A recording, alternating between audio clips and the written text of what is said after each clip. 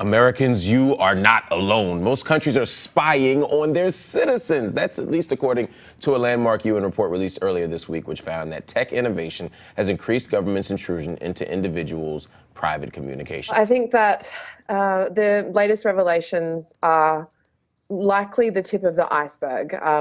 It's huge news in the US, and we can only assume that similar things are going on in other countries, particularly because the US has some of the stronger constitutional protections for human rights and civil liberties when you compare it to particularly repressive regimes, but even other democratic countries. So I think why this report is so important is that it really hints at the scale of the problem, which is, in fact, most governments now are conducting widespread surveillance. They're using technological advances to pry into our personal lives. And many of these practices are not known by the populace. They're not accountable to citizens, and they're done in a covert manner, as we've seen with the NSA surveillance.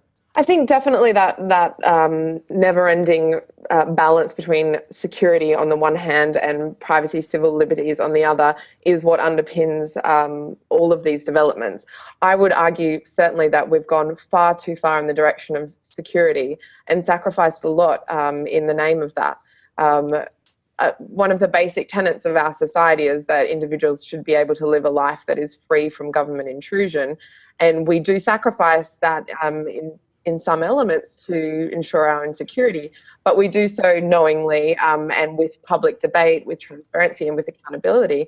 This latest revelation about the NSA surveillance is a clear example that the government has gone way too far in the name of security, and without any oversight by the population and without any knowledge or decision on our part to give them so much insight into our private lives. And I think that that's really the problem. You can't use security as a catch-all justification to violate civil liberties. That's one of the fundamental tenets of a democratic society.